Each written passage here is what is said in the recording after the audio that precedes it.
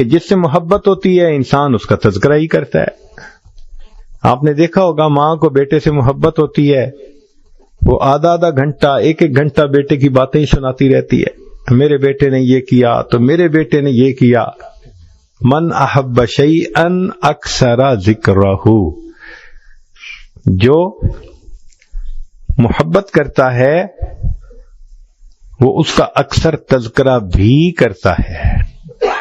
چنانچہ صحابہ رضی اللہ عنہم نبی علیہ السلام کو بہت یاد کرتے تھے، بہت یاد کرتے تھے. روایت میں آتا ہے صدیق اکبر جب خلیفہ بنے تو جمعہ کا خطبہ دینے کے لیے بیٹھے اور انہوں نے یہ کہا سمعت رسول اللہ العام الاول فبکا، میں نے پچھلے سال نبی علیہ السلام سے یہ بات سنی، اتنا کہا اور آنکھوں میں آنسو آ گئے.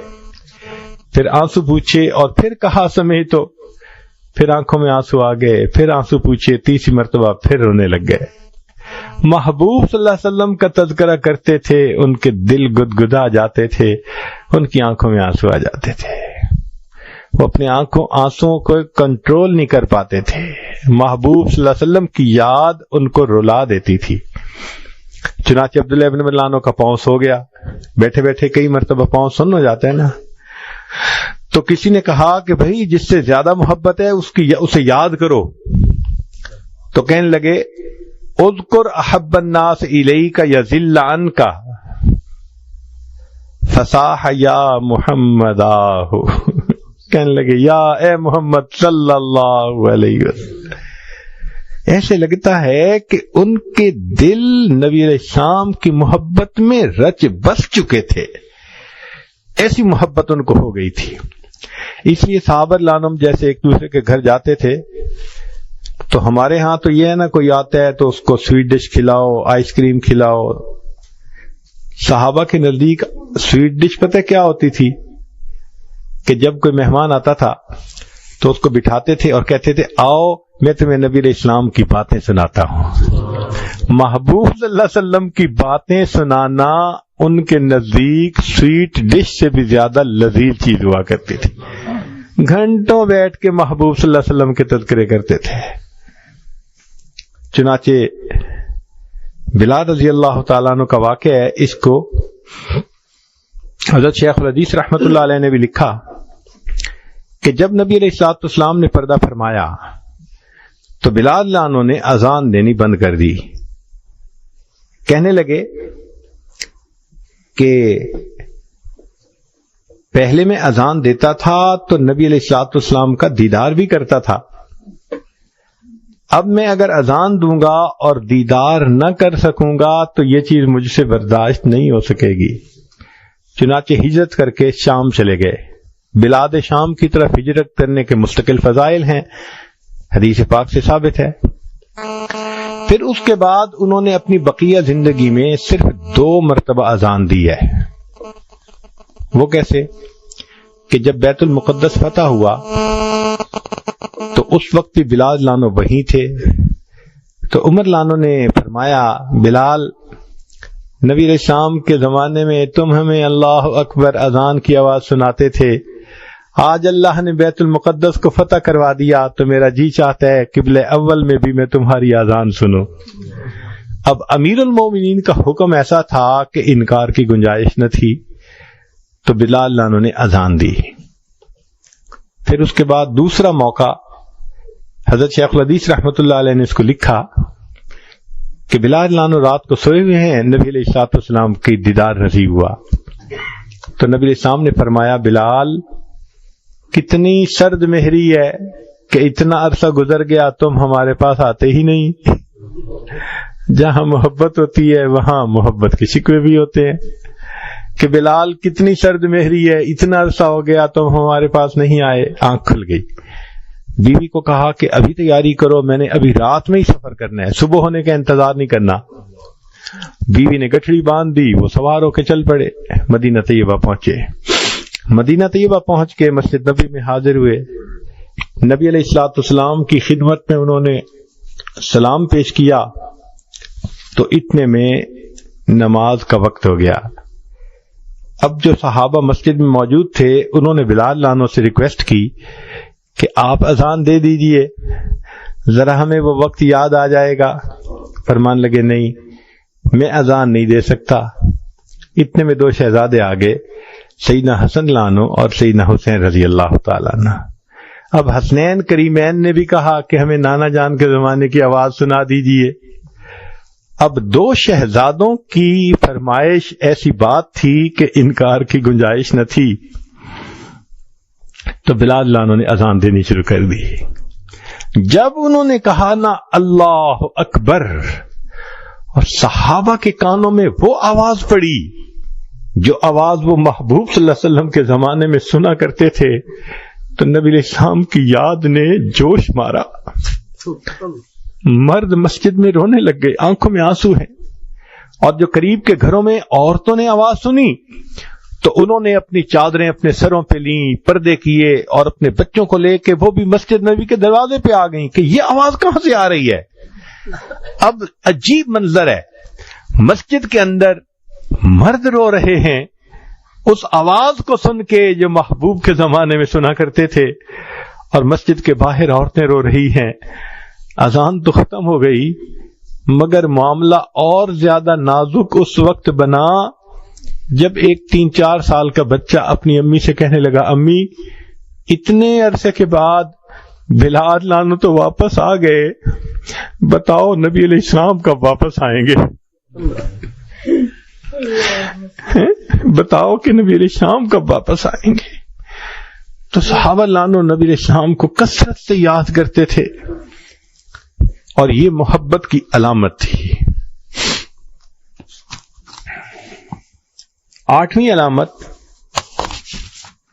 کثرت شوق ہی الی لقائہ، کہ جب کسی سے محبت ہوتی ہے تو پھر اس سے ملاقات کی تمنا رہتی ہے ہر وقت۔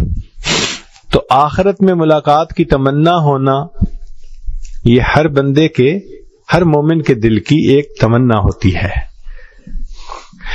چنانچہ ابو ہریرہ رضی اللہ عنہ فرماتے ہیں،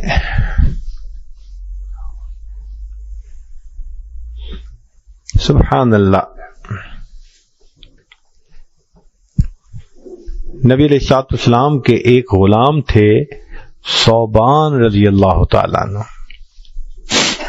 وہ کہتے ہیں کہ میں نے سنا نبی علیہ السلام دعا مانگ رہے تھے، اے اللہ مجھے میرے احبہ سے ملا دینا، میرے چاہنے والوں سے، میرے محبت کرنے والوں سے مجھے جلدی ملا دینا۔ کہتے ہیں میں بڑا حیران ہوا کہ ہم نبی علیہ السلام کے غلام بے دام ہیں، اور ہم تو ہر وقت حاضر باش ہیں، تو محبوب صلی اللہ علیہ وسلم کن کے لیے دعائیں مانگ رہے ہیں کہ اللہ مجھے میرے احبا سے جلدی ملا دینا؟ تو نبی علیہ الصلوۃ والسلام جب دعا سے فارغ ہوئے تو کہتے ہیں کہ میں حاضر ہوا اور میں نے کہا، اے اللہ کے حبیب صلی اللہ علیہ وسلم، ہم تو آپ کی خدمت میں ہر وقت حاضر ہیں، آپ کن کے لیے دعا مانگ رہے تھے؟ نبی علیہ السلام نے فرمایا، ثوبان تم میرے صحابی ہو، تم نے قرآن مجید کو اترتے دیکھا، تم نے میرا دیدار کیا، تم نے فرشتوں کو اترتے دیکھا، اللہ کی مدد کے مناظر کو دیکھا، تمہارا ایمان بڑا قیمتی ہے۔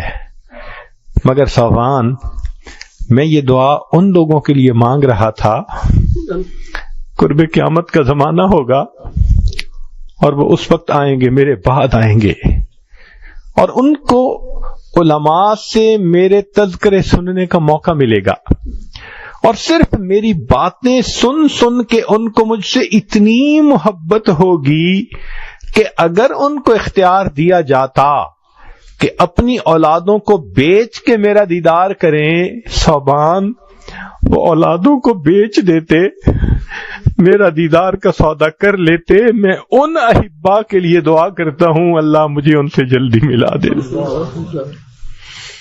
اللہ اکبر۔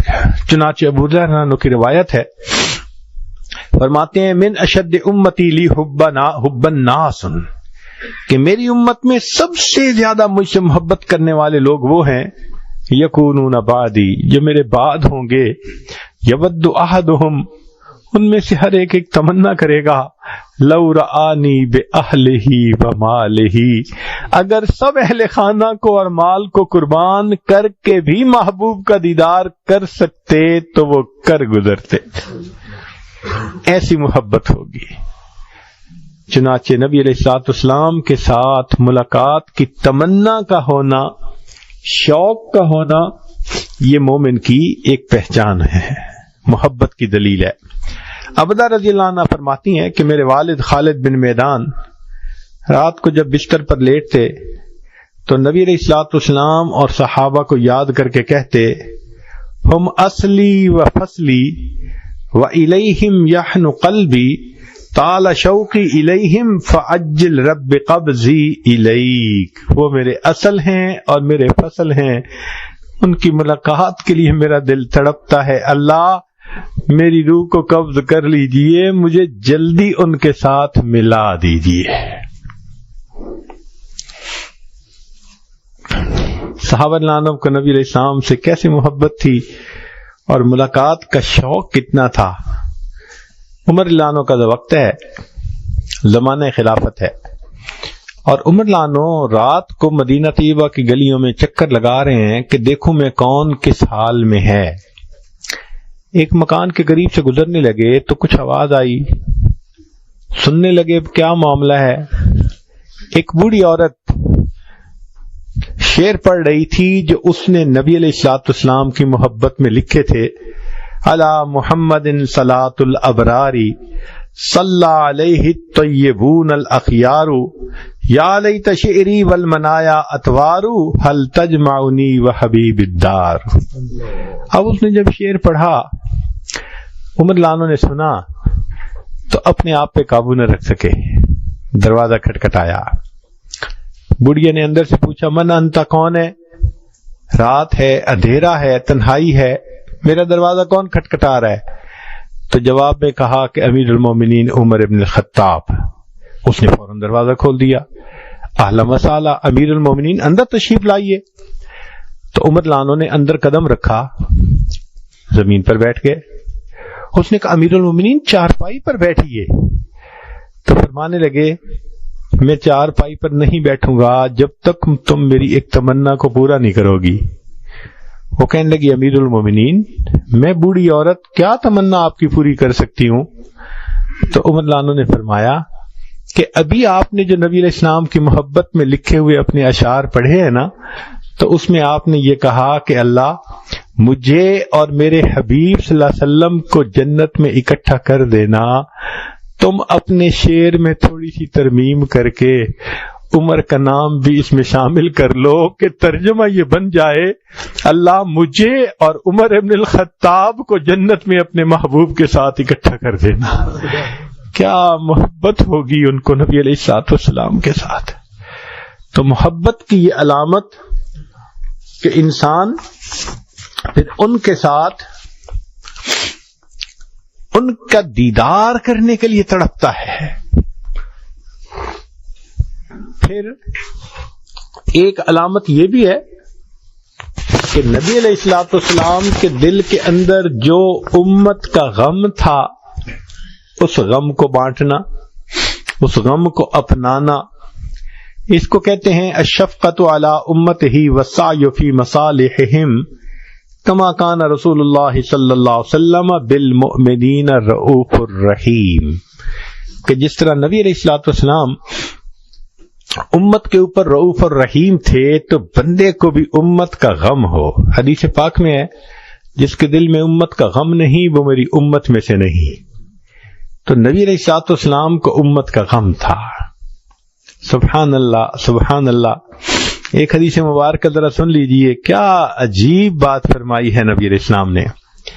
انس ابن مالک الرسول اللہ صلی اللہ علیہ وسلم انہ قال، نبی علیہ السلام نے ارشاد فرمایا، اور یہ حدیث انس عنہ نے بیان کی ہے، روایت کی ہے کہ نبی علیہ السلام نے فرمایا، الا اخبرکم ان اقوام لیسوا بانبیاء ولا شہداء، کہ میں تمہیں کچھ لوگوں کے بارے میں نہ بتاؤں، نہ وہ انبیاء ہوں گے نہ وہ شہداء ہوں گے، یغبط یوم القیامت الانبیاء والشہداء بمنازلہم من اللہ عز وجل، قیامت کے دن جو اللہ ان کو مقام دیں گے اس مقام پر انبیاء اور شہداء بھی رشک کر رہے ہوں گے. اللہ اکبر، اللہ اکبر. کہ وہ لوگ نہ انبیاء ہوں گے نہ شہداء ہوں گے، لیکن قیامت کے دن انبیاء ان کے اوپر رشک کر رہے ہوں گے. علی منابر من نور یکونون علیہا، وہ نور کے ممبروں پر ہوں گے. قالوا ومن ہم، صحابہ نے پوچھا اے اللہ کے حبیب صلی اللہ علیہ وسلم وہ کون ہوں گے؟ قال، نبی علیہ السلام نے فرمایا الذین یحببون عباد اللہ الی اللہ، کہ وہ لوگ جو اللہ کے بندوں کو اللہ کا محبوب بناتے ہیں، وَيُحَبِّبُونَ اللَّهَ إِلَىٰ عِبَادِهِ، اور اللہ کو بندوں کا محبوب بناتے ہیں. وَهُمْ يَمْشُونَ عَلَى الْأَرْضِ نُصَحًّا، اور وہ زمین کے اندر نصیحت کرنے والے، دین کی دعوت دینے والے بن کر چلتے ہیں. قَالُوا قُلْنَا، کہتے ہیں کہ ہم نے پھر ایک اور کاؤنٹر کوسچن پوچھا. يُحَبِّبُونَ اللَّهَ إِلَىٰ عِبَادِ اللَّهِ، اللہ کو بندوں کا محبوب بنانا یہ بات تو سمجھ میں آتی ہے. فَكَيْفَ يُحَبِّبُونَ عِبَادَ اللَّهِ إِلَى اللَّهِ، بندوں کو اللہ کا محبوب کیسے بناتے ہیں؟ نبی علیہ السلام نے فرمایا یأمرونہم بحب اللہ وینہونہم یعنی اما کرہ اللہ، کہ وہ لوگوں کو اللہ کی محبت کی باتیں کرتے ہیں، جس سے اللہ نے منع کیا اس سے روکتے ہیں. فَإِذَا أَطَاعُوهُمْ، جب وہ اس پر عمل کرتے ہیں، أَحَبَّهُمُ اللَّهُ، اللہ کے محبوب بن جاتے ہیں. تو جو دنیا میں اللہ کے بندوں کے دلوں میں اللہ کی محبت پیدا کرے، اس میں خوشخبری ہے علماء کے لیے، خطباء کے لیے، اور دین کا کام کرنے والے سب لوگوں کے لیے، کہ جو لوگوں کو غفلت سے نکال کے اللہ کی طرف لاتے ہیں، وہ اللہ کو بندوں کا محبوب بناتے ہیں. اللہ کی عظمتیں، اللہ کی رحمت، نعمتیں بیان کر کر کے بندوں کے دل میں اللہ کی محبت پیدا کر دیتے ہیں. اور جب بندوں کے دل میں اللہ کی محبت پیدا کر دیتے ہیں تو بندے اللہ کی اطاعت کرتے ہیں، اور اس اطاعت کی وجہ سے وہ اللہ کے محبوب بن جاتے ہیں. لہٰذا یہ حدیث پاک ان کے لیے ہے جو اللہ کو بندوں کا محبوب بنائیں اور بندوں کو اللہ کا محبوب بنائیں. سبحان اللہ، سبحان اللہ. یہ ہے اصل کام جس کو زندگی میں کرنا چاہیے. اللہ تعالیٰ ان حضرات کو جزائے خیر دے جو دین کے کام کے لیے اپنی زندگیوں کو لگا دیتے ہیں. ایک مرتبہ دل میں خیال آیا کہ دنیا میں ہر محبت کے پیچھے غرض ہوتی ہے، تو سوچ میں لگ گیا. سوچا ماں باپ کی محبت، دل نے کہا غرض ہوتی ہے کہ ماں باپ سوچتے ہیں یہ اچھا بنے گا، بڑھاپے کا سہارا ہوگا، اس لیے شفقت کرتے ہیں بچوں پہ، ان کو پڑھاتے ہیں، ان کو سیٹ ہونا دیکھنا چاہتے ہیں کہ ہمارے بڑھاپے میں ہمارا سہارا بنے. اولاد ماں باپ سے محبت کرتی ہے، اس کے پیچھے بھی غرض کیا کہ ہمیں ماں باپ پیسہ خرچ کریں گے، تعلیم دلوائیں گے، تربیت کریں گے، اور ہم دنیا میں سائے کے ساتھ زندگی گزاریں گے. میاں بیوی کی محبت، دل نے کہا اس میں بھی غرض ہوتی ہے. خاوند کو بیوی کی ضرورت ہوتی ہے اور بیوی کو خاوند کی ضرورت ہوتی ہے، تو اس محبت کے پیچھے بھی غرض ہے. دل نے کہا کہ بھائی دنیا کی محبتیں تو چلو غرض کی ہوئی، دین کی بھی تو محبتیں ہوتی ہیں، تو چلو پیر اور مرید کی محبت، استاد اور شاگرد کی محبت. تو دل نے کہا کہ اس میں بھی غرض ہوتی ہے. بھئی اس میں کیا غرض ہوتی ہے؟ بھئی مرید کے دل میں غرض ہوتی ہے کہ میری تربیت ہو جائے، میں سیکھ لوں ان سے کچھ اچھی باتیں، اور پیر کے دل میں غرض ہوتی ہے کہ اس سے میرا رب مجھ سے راضی ہو جائے. تو غرض تو ہے نا ہر ایک کے دل میں. تو جتنی محبتوں کو دیکھو گے، ہر محبت کے پیچھے آپ کو غرض نظر آئے گی. تو دل نے کہا کہ دنیا مطلب دی او یار، کہ دنیا میں اس کا مطلب ہے کہ ہر چیز کے پیچھے محبت کی غرض ہوتی ہے، غرض کے بغیر محبت نہیں ہوتی۔ کافی دیر سوچتے رہے، اچانک ذہن میں خیال آیا کہ نہیں، کوئی نہ کوئی محبت تو غرض کے بغیر ہوگی۔ تو جب یہ خیال آیا تو دل کہنے لگا کہ ہاں، ایک محبت ایسی بھی ہے جو غرض کے بغیر۔ پوچھا کون سی؟ اس نے کہا کہ اس محبت کو سمجھنے کے لیے تمہیں 1400 سال پیچھے جانا پڑے گا۔ رات کا وقت ہے، اندھیرا ہے، تنہائی ہے، ایک ہستی سجدے میں ہے، اتنا لمبا سجدہ، امتی رب امتی رب امتی، اتنا لمبا سجدہ کہ عائشہ رضی اللہ عنہا فرماتی ہیں مجھے خیال آنے لگا کہ کہیں میرے آقا صلی اللہ علیہ وسلم کی روح پرواز تو نہیں کر گئی۔ میں نے انگوٹھے کو ہلایا کہ زندگی کے آثار تو نظر آتے ہیں نا، اتنا لمبا سجدہ کیا۔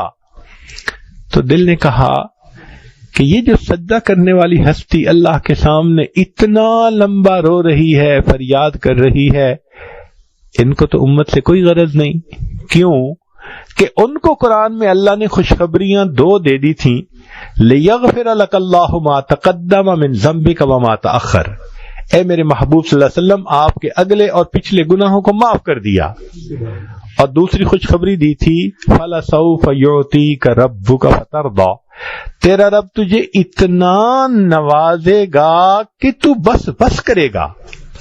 جب اللہ نے اپنی رضا کی خوشخبری دے دی تو اب انہیں امت سے کوئی غرض تو نہیں ہے نا کہ ان کی وجہ سے اللہ راضی ہوں گے۔ اللہ نے تو راضی ہونے کی خوشخبری دے دی، تو اب کیوں رو رہے ہیں؟ تو دل نے کہا کہ امت کے اوپر شفقت کی وجہ سے رو رہے ہیں، جو محبت تھی دل میں، جو کڑھن تھی دل میں، اس کی وجہ سے رو رہے ہیں۔ کوئی ماں باپ اپنی اولاد کے لیے سالوں نہیں روتا، اللہ کے حبیب صلی اللہ علیہ وسلم اپنی امت کے لیے 23 سال روتے رہے، 23 سال روتے رہے۔ اور حدیث پاک میں آتا ہے کہ جب ملک الموت لینے کے لیے آئے تو آ کر عرض کیا اے اللہ کے حبیب صلی اللہ علیہ وسلم، اللہ نے آپ کو یاد کیا ہے۔ تو نبی علیہ السلام نے فرمایا ملک الموت ذرا پوچھ کے یہ مجھے بتاؤ کہ میرے بعد میری امت کا کیا ہوگا۔ اللہ تعالیٰ نے جواب دیا میرے محبوب صلی اللہ علیہ وسلم کو بتا دو، ہے میرے محبوب ہم تمہارے بعد تمہاری امت کو تنہا نہیں چھوڑیں گے۔ نبی علیہ السلام نے فرمایا ملک الموت میں اللہ سے ملاقات کے لیے حاضر ہوں۔ تو جس کے دل میں نبی علیہ السلام کی محبت ہوتی ہے پھر اس کے دل میں امت کے اوپر شفقت ہوتی ہے، اس کو امت کی اصلاح کی فکر ہوتی ہے، ہدایت کی محنت میں بندہ لگا ہوا ہوتا ہے، اس کو چین نہیں آتا، وہ سارا دن اس کام میں گزارتا ہے، اور ایسے لوگوں کی راتیں بھی ان کے دنوں کی مانے دعا کرتی ہے۔ رب انی دعوت قومی لیلا و نہارا، وہ اس کا مصداق بن کے زندگی گزارتے ہیں۔ پھر ایک آخری علامت کہ جس کو نبی علیہ الصلوۃ والسلام سے بہت محبت ہو، کثرت الصلاۃ علیہ السلام، تو وہ نبی علیہ الصلوۃ والسلام کے اوپر کثرت سے درود شریف پڑھتا ہے، یہ محبت کی علامت ہے۔ چنانچہ درود شریف کے بارے میں ذرا کچھ بات کی تفصیل ہو جائے تو اچھا ہے کہ رب کریم نے تو حکم فرما دیا ان اللہ و ملائکتہ یصلون علی النبی یا ایھا الذین آمنوا صلوا علیہ وسلموا تسلیما، تو ہمیں چاہیے کہ ہم درود شریف پڑھا کریں، اللہم صلی علی سیدنا محمد وعلی آل سیدنا محمد وبارک۔ اس کے فضائل کتنے ہیں؟ سید القراء ابن ابی کعب نانو کہتے ہیں کہ ایک صحابی آئے اور نبی علیہ السلام سے پوچھنے لگے کم اجعل لک من صلاتی، اے اللہ کے نبی صلی اللہ علیہ وسلم میں آپ پہ کتنا درود شریف پڑھا کروں؟ قال ما شئت، فرمایا جتنا تو چاہے۔ اس نے کہا میں چوتھا حصہ درود شریف پڑھوں گا۔ فرمایا اگر زیادہ پڑھے گا تو تجھے زیادہ فائدہ۔ اس نے کہا اے اللہ کے نبی صلی اللہ علیہ وسلم میں تیسرا حصہ آپ کے اوپر درود شریف پڑھوں گا۔ فرمایا زیادہ پڑھے گا تو زیادہ فائدہ۔ اس نے کہا آدھا وقت میں آپ کے اوپر درود شریف پڑھوں گا۔ فرمایا زیادہ پڑھے گا تو زیادہ فائدہ۔ اے اللہ کے نبی صلی اللہ علیہ وسلم میں 3 حصے وقت آپ پہ درود شریف پڑھوں گا. آپ صلی اللہ علیہ وسلم نے فرمایا کہ تو اور پڑھے گا تو تجھے اور زیادہ فائدہ ہوگا. اس نے کہا اجعل لک دعائی کلہ، اے اللہ کے نبی صلی اللہ علیہ وسلم میں پورا وقت آپ کے اوپر درود شریف پڑھنے میں ہی گزار دوں گا. فقال صلی اللہ علیہ وسلم، یہ سن کے نبی اسلام نے فرمایا اذن یغفر ذنبک، اللہ تیرے گناہوں کو معاف کر دیں گے، وتکفی ہمک، اور تیرے غموں کو اللہ ہٹا دیں گے. اگر تو ہر سارا وقت ہی مجھ پر درود شریف پڑھتا رہے گا، تیرے گناہ معاف کر دیے جائیں گے، تجھ سے تیرے غم ہٹا دیے جائیں گے. عمر بن خطاب عنہ فرماتے ہیں الدعاء والصلاۃ معلق بین السماء والارض، دعا اور نماز آسمان اور زمین کے درمیان معلق رہتی ہے. فلا يصعد الى الله منه شيء حتى يصلى على النبي صلی اللہ علیہ وسلم، وہ اوپر نہیں جاتی جب تک نبی علیہ السلام پر درود شریف نہ پڑھا جائے. اس لیے فرمایا الدعاء بین الصلاتین لا يرد، جس دعا سے پہلے درود شریف پڑھا جائے بعد میں پڑھا جائے اللہ اس دعا کو رد نہیں فرماتے. ایک حدیث پاک میں ہے کہ بعض اوقات انسان پڑھنے کی بجائے لکھ رہا ہوتا ہے، تو جب نبی علیہ السلام کا نام نامی اسم گرامی آئے تو آگے صلی اللہ علیہ وسلم یہ پورا لکھنا چاہیے. کیوں؟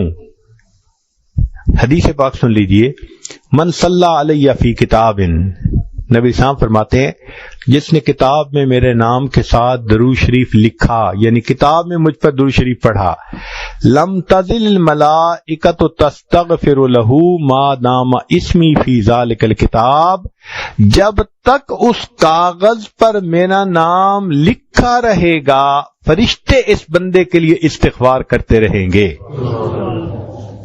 یہ کتنا نفع کا سودا ہے، سبحان اللہ. ابن مسعود عنہ فرماتے تھے کہ نبی علیہ السلام نے فرمایا اول الناس بی یوم القیامت اکثرہم علی صلاۃ، قیامت کے دن میرے سب سے زیادہ نزدیک وہ ہوگا جس نے سب سے زیادہ مجھ پہ درود شریف پڑھا ہوگا. ابو بکر عنہ فرماتے ہیں الصلاۃ علی النبی امحق للذنوب من الماء البارد للنار، کہ جس طرح ٹھنڈا پانی آگ کو جلدی سے بجھا دیتا ہے، درود شریف انسان کے گناہوں کو اس سے بھی جلدی مٹا دیتا ہے. ابو ہریرہ نے فرماتے ہیں کہ نبی السلام نے فرمایا من نسی الصلاۃ علی نسی طریق الجنہ. یہ اوپر کیوں نہیں رکھتے آپ کو؟ تماشا ہے. من نسی الصلاۃ علی نسی طریق الجنہ، کہ جو مجھ پر درود شریف پڑھنا بھول گیا وہ بندہ جنت کا راستہ ہی بھول گیا. علی عنہ فرماتے ہیں واللہ لولا ما ذکر اللہ ورسولہ فی فضل التسبیح والتکبیر والتحلیل والتحمید، کہ اللہ کی قسم اگر اللہ اور اس کے رسول صلی اللہ علیہ وسلم نے تکبیر اللہ اکبر، تسبیح سبحان اللہ، تحلیل لا الہ الا اللہ، تحمید الحمدللہ، اس کی اگر فضیلت نہ بتائی ہوتی لجعلت کل انفاسی صلاۃً علی رسول اللہ صلی اللہ علیہ وسلم، تو میں اپنا پورا وقت، پورے جو سانس ہیں ان میں نبی علیہ السلام پر درود شریف ہی پڑھتا رہتا. تو درود شریف کی اتنی فضیلت ہے. چنانچہ قیامت کے دن جو بندہ درود شریف پڑھے گا نبی علیہ الصلوۃ والسلام کے ہاتھوں حوض کوثر کا جام پائے گا. علماء نے لکھا ہے کہ کس کس جگہ پر درود شریف پڑھنا چاہیے. المواضع التي يصلى ويسلم علیہ صلی اللہ علیہ وسلم، تو وہ فرماتے ہیں دخول المسجد والخروج منہ، مسجد میں داخل ہوتے ہوئے درود شریف پڑھے اور نکلتے ہوئے پڑھے. والتشہد التحیات میں پڑھے. ورؤیت المساجد، مسجد پہ نظر پڑے تو درود شریف پڑھے. دخول الاسواق، بازار میں داخل ہوتے ہوئے درود شریف پڑھے، دخول البیت والخروج منہ، گھر میں داخل ہوتے ہوئے درود شریف پڑھے، گھر سے نکلتے ہوئے درود شریف پڑھے، نسیان الحاجہ، کوئی بات بھول جائے، چیز رکھ کے بھول جائے تو نبی علیہ السلام پہ درود شریف پڑھے، وقت الفقر، تنگی کا وقت ہو تو نبی علیہ السلام پہ درود شریف پڑھے، فی بدایت العلم، اور اگر علم کی مجلس ہو تو اس کے شروع میں درود شریف پڑھے، فی البدایت فی الخطب، خطبے کے شروع میں درود شریف پڑھے، والانتہاء فی مجالس العلم، مجلس علم کے اختتام پہ درود شریف پڑھے، فی لقاء الاخوان، دو مسلمان بھائی آپس میں ملیں تو بھی درود شریف پڑھیں، فی موادعاتہم و مفارقتہم، ملتے ہوئے جدا ہوتے ہوئے درود شریف پڑھیں، مدارسۃ حدیث النبوی صلی اللہ علیہ وسلم، نبی علیہ السلام کی حدیث پڑھاتے ہوئے درود شریف پڑھیں، عند تذکرتہ صلی اللہ علیہ وسلم، جب محبوب صلی اللہ علیہ وسلم کا تذکرہ آئے تو درود شریف پڑھیں، عند ذکر اصحابہ، نبی علیہ السلام کے صحابہ کا تذکرہ آئے اس وقت بھی درود شریف پڑھیں، عند ذکر شیء من معاصرہ، نبی علیہ السلام کے معاصر میں ان کی بچی ہوئی چیزیں جو تھیں، جیسے منہ مبارک تھے، آپ کا جبہ مبارک تھا، آپ کا عصا مبارک تھا، کوئی چیزیں اگر آپ دیکھیں میوزیم میں یا کسی جگہ تو ان کو دیکھ کے بھی درود شریف پڑھیں، عند دخول المدینہ، مدینہ داخل ہوں تو درود شریف پڑھیں، عند المرور علی قبرہ صلی اللہ علیہ وسلم، نبی علیہ السلام کے روضہ انور پہ حاضری ہو تو اس وقت بھی نبی علیہ السلام پر درود شریف پڑھیں۔ اب درود شریف کے کیا فوائد ہوں گے؟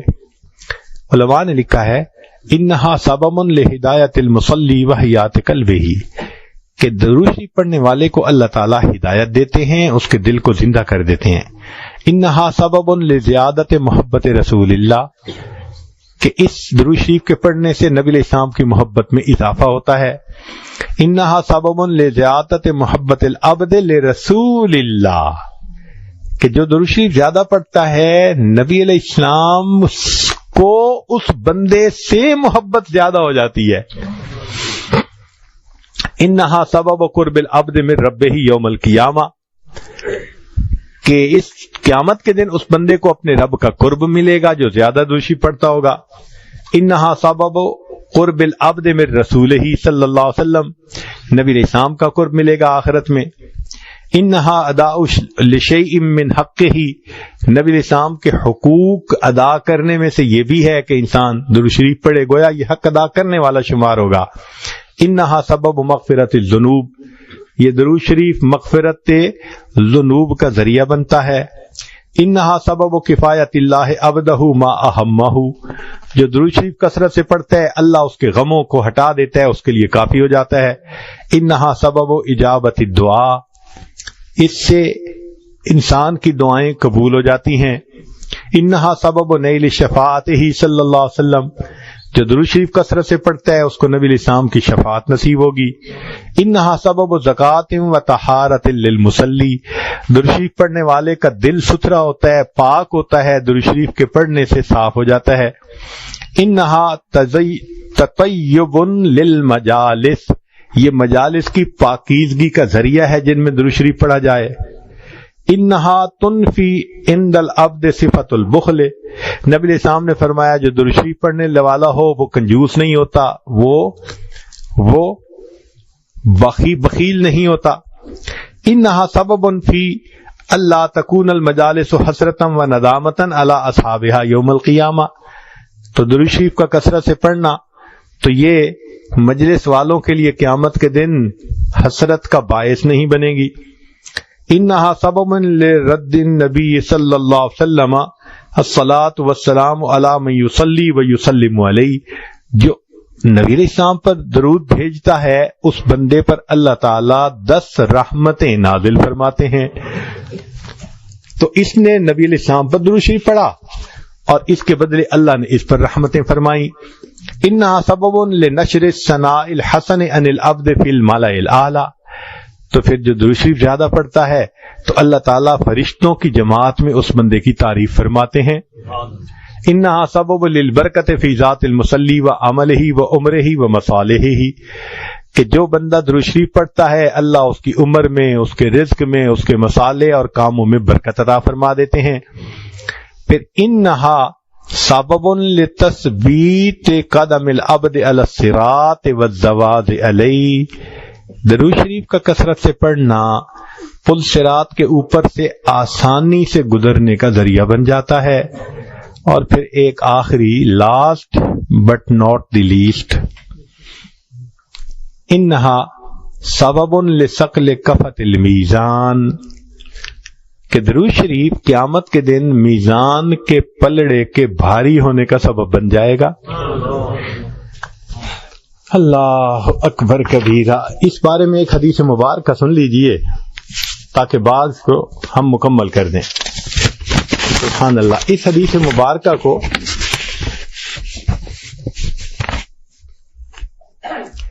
ابن ابی دنیا نے اور نمیری نے فی کتاب الاعلام اس میں نقل فرمایا ہے۔ علامہ جلال الدین سیوطی رحمۃ اللہ علیہ نے التذکرہ میں بھی اس حدیث کو نقل کیا ہے۔ حدیث بہت توجہ سے سننے والی ہے۔ فرماتے ہیں کہ نبی علیہ السلام نے فرمایا ان لآدم علیہ السلام من اللہ عز وجل موقفا فی فسح من العرش علیہ ثوبان اخضران، کہ قیامت کے دن نبی علیہ السلام کے قیامت کے دن آدم علیہ السلام کو اللہ تعالیٰ عرش کے سامنے ایک جگہ عطا فرمائیں گے، علیہ ثوبان اخضران، ان کے اوپر 2 سبز کپڑے ہوں گے، یعنی جیسے نیلے کپڑے کی یونیفارم ہوتی ہے تو اس دن آدم علیہ السلام نے 2 سبز کپڑے اوڑے ہوئے ہوں گے، کأنہ نخلۃ صحوق، لمبا قد ہوگا آدم علیہ السلام کا جیسے کھجور کا درخت اونچا ہوتا ہے۔ اتنا لمبا قد کیوں ہوگا؟ ینظر الی من ینطلق بہ من والدہ الی الجنہ، کہ جب مجمع زیادہ ہو نا تو اندر کیا ہو رہا ہے پتہ نہیں چلتا، تو اللہ تعالیٰ آدم علیہ السلام کو اونچا قد دے دیں گے۔ وہ قیامت کے دن سارے انسانوں کے اعمال کیسے تل رہے ہیں اس کو بھی دیکھیں گے، اور پھر جس کو جنت لے جائیں گے یا جس کو جہنم لے جائیں گے اس کو بھی وہ بیٹھے دیکھ رہے ہوں گے۔ فبینما آدم علی ذالک، آدم علیہ السلام اس حال میں ہوں گے، اذ نظر الی رجل من امت محمد صلی اللہ علیہ وسلم، کہ وہ امت محمد صلی اللہ علیہ وسلم کے ایک بندے کو دیکھیں گے، ینطلق بہ الی النار، کہ اس کو آگ کی طرف فرشتے کھینچ کے جہنم کی طرف لے جا رہے ہوں گے۔ فینادی آدم علیہ السلام یا احمد یا احمد، آدم علیہ السلام پکاریں گے اے احمد صلی اللہ علیہ وسلم، اے احمد۔ تو احمد نبی علیہ السلام کا نام نامی اس میں گرامی ہے۔ فیقول علیہ السلام، جب نبی علیہ السلام اپنا نام سنیں گے تو فوراً کہیں گے لبیک یا ابا البشر، اے بشر کے باپ، لبیک میں حاضر ہوں۔ فیقول، آدم علیہ السلام کہیں گے ھذا رجل من امتی کا، یہ آپ کی امت کا ایک بندہ ہے، ینطلق بہ الی النار، جس کو فرشتے کھینچ کے جہنم کی طرف لے جا رہے ہیں۔ قال صلی اللہ علیہ وسلم، نبی علیہ السلام فرماتے ہیں فاشد المئزرہ، میں اپنی تہبند کو کس کے باندھ لوں گا۔ عربوں میں یہ ایک مقولہ تھا کہ جب کسی بڑے اہم کام کے لیے قدم اٹھانا ہوتا تھا نا، کہتے تھے میاں تہبند کس کے باندھ لو۔ مقصد یہ تھا کہ ہمت کے ساتھ، ارادے کے ساتھ قدم اٹھاؤ۔ تو نبی علیہ السلام فرماتے ہیں کہ میں اپنی چادر کو کس کے باندھ لوں گا، وَأَسْرَعُ فِي أَثَرِ الْمَلَائِكَةِ، اور میں ملائکہ کے پیچھے ذرا تیزی سے چلوں گا، فَأَقُول، اور میں کہوں گا یا رسول ربی قفوا، اے میرے رب کے نمائندو رک جاؤ۔ فیقولون، وہ فرشتے آگے سے کہیں گے نحن الغلاظ الشداد الذین لا نعصی اللہ تعالی ما امرنا ونفعل ما نؤمر، ہم تو غلاظ اور شداد ہیں، ہم تو وہ کرتے ہیں جو اللہ کا ہمیں حکم ہوتا ہے، ہم اللہ کی نافرمانی نہیں کر سکتے۔ اور وہ فرشتے چلتے رہیں گے۔ فَإِذَا آئِسَ النَّبِيُّ صلی اللہ علیہ وسلم، جب نبی علیہ السلام دیکھیں گے کہ یہ تو رک نہیں رہے، دل ٹوٹے گا، مایوسی ہوگی، تو نبی علیہ السلام فرماتے ہیں قابض علی لحیتہ بیدہ الیسری، پھر میں اپنی داڑھی کو اپنے بائیں ہاتھ سے پکڑ لوں گا. یعنی عربوں میں یہ ایک دستور تھا کہ جب کسی کے سامنے عاجزی کرنی ہوتی تھی نا، منانا ہوتا تھا، فریاد کرنی ہوتی تھی، لجاجت کرنی ہوتی تھی، تو وہ اس کے سامنے اپنی داڑھی پہ یوں ہاتھ رکھ کے نا اس کی طرف ایسے بڑی رحم والی نظروں سے دیکھتے تھے کہ پلیز آپ ہمارے اوپر ترس کھا لیجئے. تو نبی علیہ السلام فرماتے ہیں کہ جب فرشتے میری بات پہ نہیں رکیں گے تو میں اپنے بائیں ہاتھ کو اپنی داڑھی پہ رکھوں گا، واستقبل العرش بوجہہ، اور نبی علیہ السلام اپنے مبارک چہرے سے عرش کی طرف دیکھیں گے، فیقول، اور نبی علیہ السلام فرمائیں گے یا رب قد وعدتنی اللہ تخزینی فی امتی، اللہ آپ نے میرے ساتھ وعدہ نہیں کیا تھا کہ امت کے معاملے میں میری رسوا نہیں فرمائیں گے. فیاتی النداء من قبل العرش، عرش کے اوپر سے ایک آواز آئے گی، اطیعوا محمدا، او فرشتو محمد صلی اللہ علیہ وسلم کی اطاعت کرو، وردوا ھذا العبد الی المقام، اور اس بندے کو دوبارہ میزان کے پاس واپس لے جاؤ جہاں سے کھینچ کے لائے ہو. چنانچہ اس بندے کو کھینچ کے واپس لائے گئے، اور اب اس کا دوبارہ پھر نام اعمال، اس کی نیکیاں ایک طرف رکھی جائیں گی اور اس کے گناہوں کو دوسری طرف رکھی جائیں گی، پھر اس کا حساب ہوگا. اللہ اکبر. فیخرج صلی اللہ علیہ وسلم، اب گناہ زیادہ ہوں گے، نیکیاں تھوڑی ہوں گی، تو نبی علیہ الصلوۃ والسلام اپنے فیخرج صلی اللہ علیہ وسلم بطاقۃ بیضاء کالانملۃ، یہ انگلی کا جو پورا ہوتا ہے نا، اس کے برابر چھوٹا سا کاغذ کا ٹکڑا نبی علیہ السلام اپنے پاس سے نکالیں گے، فیلقیھا فی کفۃ المیزان الیمنی، اور نبی علیہ السلام اس کو نیکیوں کے پلڑے میں ڈال دیں گے. وہو یقول، اور ڈالتے ہوئے نبی علیہ السلام پڑھیں گے بسم اللہ، اللہ کے نام کے ساتھ. فترجح الحسنات السیئات، وہ اتنا بھاری ہو جائے گا کہ نیکیوں کا پلڑا جھک جائے گا، گناہ کا پلڑا ہلکا ہو جائے گا. جیسے ہی جھک جائے گا تو اس وقت فینادی المنادی، فرشتہ اعلان کرے گا سعد وسعد جدہ، یہ تو کامیاب ہو گیا، اس کے جد بھی کامیاب ہو گئے، یہ تو پاس ہو گیا، تو جنت میں جائے گا. جب اس کے پاس ہونے کا اور سعید ہو جانے کا اعلان ہوگا اور کہا جائے گا انطلقوا بہ الی الجنہ، کہ اس بندے کو فرشتوں جنت کی طرف لے جاؤ، فیقول، اس وقت وہ بندہ حیران ہوگا اور وہ فرشتوں سے کہے گا، اب یہ بندہ فرشتوں سے بات کر رہا ہے، یا رسول ربی، اے میرے رب کے نمائندو، کفو، تھوڑی دیر تو رک جاؤ، حتی اسأل ھذا العبد الکریم علی ربہ، حتیٰ کہ میں اس کریم شخصیت سے یہ پوچھ تو لوں کہ یہ کون ہے. وہ فرشتوں سے یہ کہے گا کہ تم مجھے جنت لے جا رہے ہو، تھوڑی دیر رکو، مجھے پوچھنے تو دو نا کہ یہ کون ہے کہ جنہوں نے جہنم سے راستہ میرا بدلوا کر جنت کا راستہ بنوا دیا.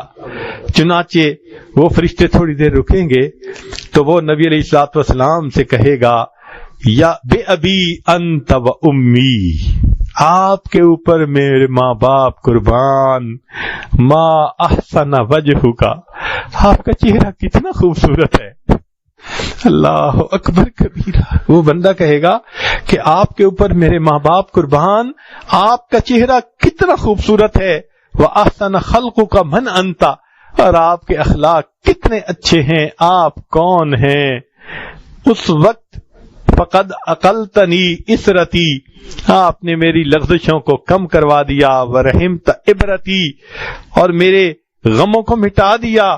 فیقول علیہ الصلوۃ والسلام، نبی علیہ السلام جواب میں فرمائیں گے، انا نبیک محمد، میں محمد صلی اللہ علیہ وسلم تمہارا نبی ہوں. وہذہ صلاتک التی کنت تصلی علی، اور یہ وہ درود شریف ہے جو تو دنیا میں میرے اوپر پڑھا کرتا تھا. وفیتکھا احوج ما تکون الیہا، اس درود کا بدلہ تجھے اس وقت ملا جب تجھے اس کی بڑی ضرورت تھی، اور اللہ نے اس کی برکت سے تجھے جنت عطا فرما دی۔ آج ہم اپنے آسانیوں میں نبی علیہ الصلوۃ والسلام کی ذات بابرکات پر درود شریف پڑھتے رہے۔ کتنے لوگ ڈرائیونگ کر کے جاتے ہیں آتے ہیں، درود شریف پڑھ سکتے ہیں، اس دوران گھنٹوں پڑھ سکتے ہیں، غفلت کی وجہ سے نہیں پڑھتے۔ اللہ تعالی ہماری اس غفلت کو معاف فرمائے اور ہمیں نبی علیہ السلام پر کثرت سے درود شریف پڑھنے کی توفیق عطا فرمائے۔ سلام اس پر کہ جس نے بے کسوں کی دستگیری کی، سلام اس پر کہ جس نے بادشاہی میں فقیری کی، سلام اس پر کہ جس کے گھر میں چاندی تھی نہ سونا تھا، سلام اس پر کہ ٹوٹا بوریا جس کا بچھونا تھا، سلام اس پر جو سچائی کی خاطر دکھ اٹھاتا تھا، سلام اس پر جو بھوکا رہ کے اوروں کو کھلاتا تھا، سلام اس پر کہ جس نے خون کے پیاسوں کو قبائیں دیں، سلام اس پر کہ جس نے گالیاں سن کر دعائیں دیں، سلام اس پر کہ جس نے فضل کے موتی بکھیرے ہیں، سلام اس پر بروں کو جس نے فرمایا کہ میرے ہیں، سلام اس پر بروں کو جس نے فرمایا کہ میرے۔ اللہ تعالی ہمیں اپنے حبیب صلی اللہ علیہ وسلم کی سچی محبت عطا فرمائے۔ وآخر دعوانا ان الحمد للہ رب العالمین۔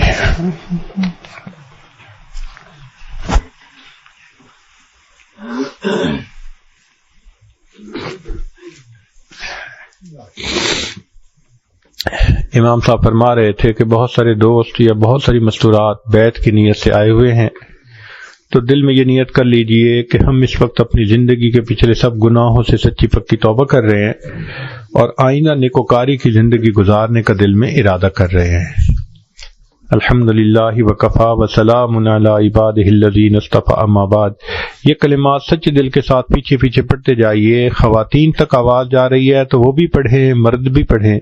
بسم اللہ الرحمن الرحیم، لا الہ الا اللہ محمد الرسول اللہ، آمنت باللہ وملائکتہ وکتبہ ورسلہ والیوم الآخر والقدر خیرہ وشرہ من اللہ تعالی والبعث بعد الموت، آمنت باللہ کما ہوا باسمائہ وصفاتہ وقبلت جمیع احکامہ اقرار باللسان وتصدیق بالقلب، اشہد ان لا الہ الا اللہ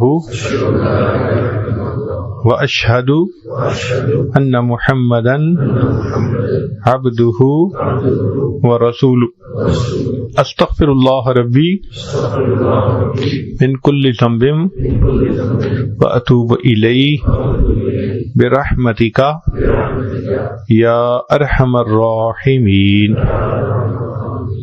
ان کلمات کو پڑھنے سے اب آپ بیت ہو چکے ہیں۔ چند معمولات سن لیجئے جو کرنے میں بہت آسان ہیں مگر اثرات کے اعتبار سے بہت ایفیکٹو ہیں۔ پہلا تو یہ کہ 100 مرتبہ صبح و شام استغفار، استغفر اللہ ربی من کل ذنب واتوب الیہ، اور دوسرا ہے 100 مرتبہ درود شریف صبح اور شام، اللہم صلی علی سیدنا محمد وعلی آل سیدنا محمد وبارک۔ تیسرا ہے قرآن مجید کی تلاوت، روزانہ 1 پارہ کرنا، مشکل ہو تو چلو آدھا پارہ صحیح۔ چوتھا ہے چلتے پھرتے ہر وقت دل میں اللہ کا دھیان، اس کو کہتے ہیں دست بکار دل بیار، ہاتھ کام کاج میں مشغول اور دل اللہ تعالیٰ کی یاد میں مشغول۔ اور 5ویں چیز ہے مراقبہ یعنی ذکر قلبی، کہ تھوڑی دیر صبح و شام اپنے وقت کو فارغ کر کے ساری دنیا کے خیالات سے ہٹ کٹ کے اللہ تعالیٰ کی طرف متوجہ ہو کر بیٹھ جایا کریں اور یہ سوچا کریں اللہ رب العزت کی رحمت آ رہی ہے، دل میں سما رہی ہے، دل کی ظلمت اور سیاہی دور ہو رہی ہے اور میرا دل اللہ اللہ اللہ یہ میرا دل کہہ رہا ہے۔ انشاءاللہ چند دن آپ یہ مراقبہ کریں گے تو اس کی برکت آپ دل میں محسوس کریں گے۔ رب کریم ہم پر رحمت فرمائے۔ ابھی دعا سے پہلے چند منٹ کے لیے صرف جہاں جہاں بیٹھے ہیں بس اپنی ظاہر کی آنکھیں بند کر لیں، من کی آنکھیں کھول لیں، کچھ دیر مراقبہ کر لیجیے۔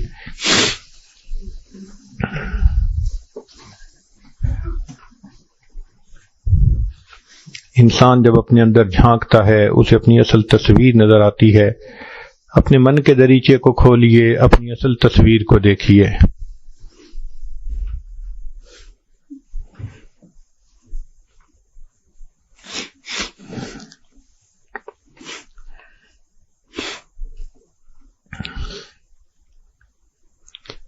اپنے دامان شفاعت میں چھپائے رکھنا،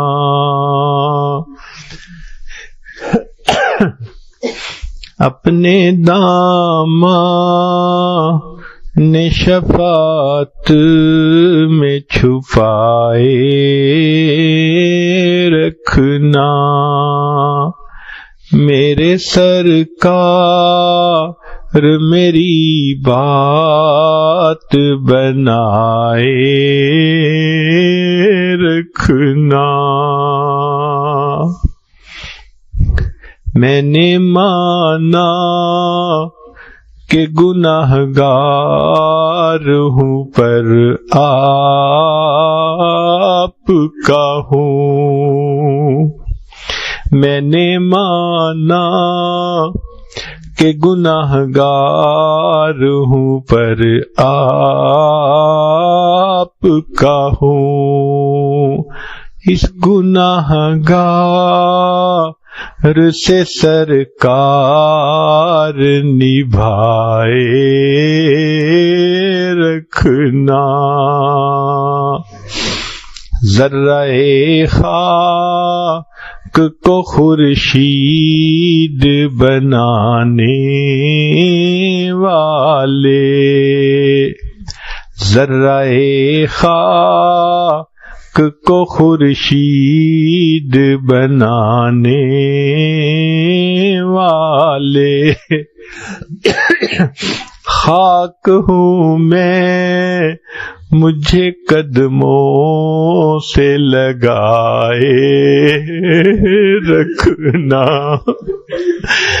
ذرہ خاک کو خورشید بنانے والے، خاک ہوں میں مجھے قدموں سے لگائے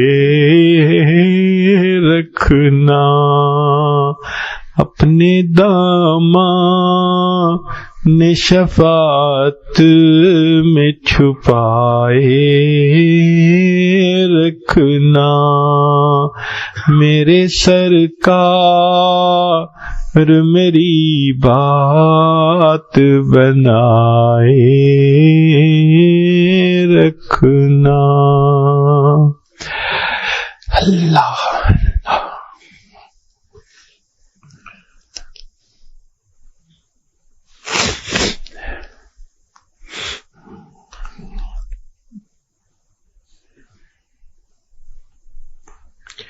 لا الہ الا اللہ محمد، دعا کر لیجئے۔ سبحان ربی العلی وہاب، اللہم صلی علی سیدنا محمد وعلی آل سیدنا محمد وبارک وسلم۔ کریم آقا، ہم آپ کے عاجز مسکین بندے ہیں، ہمارے گناہوں کو معاف فرما، خطاؤں سے درگزر فرما، عیبوں کی پردہ پوشی فرما۔ اللہ ہمیں اپنے حبیب صلی اللہ علیہ وسلم کی ہر سنت پر عمل کی توفیق عطا فرما۔ اللہ ہمارے دلوں میں اپنے حبیب صلی اللہ علیہ وسلم کی سچی پکی محبت عطا فرما۔ اے اللہ قیامت کے دن ان کے ہاتھوں حوض کوثر کا جام عطا فرما اور جنت میں ان کے قدموں میں جگہ نصیب فرما۔ اے کریم آقا ہماری ان دعاؤں کو اپنی رحمت سے قبول فرما۔ ہمارے والدین عزیز اقارب مشائخ فوت ہو چکے ان کی مغفرت فرما، جن کی آپ نے مغفرت کر دی قرب کے اعلیٰ درجات عطا فرما۔ امت مسلمہ اللہ پریشان ہے، امت کی اللہ سب پریشانیوں کو دور فرما۔ ہمارے تینوں حرم کی حفاظت فرما، مدارس عربیہ کی حفاظت فرما، دعوت و تبلیغ کے کام کی حفاظت فرما، جہاں اللہ اللہ ہوتی ہے ان خانقاہوں کی حفاظت فرما، اقامت دین کی کوششوں کی حفاظت فرما۔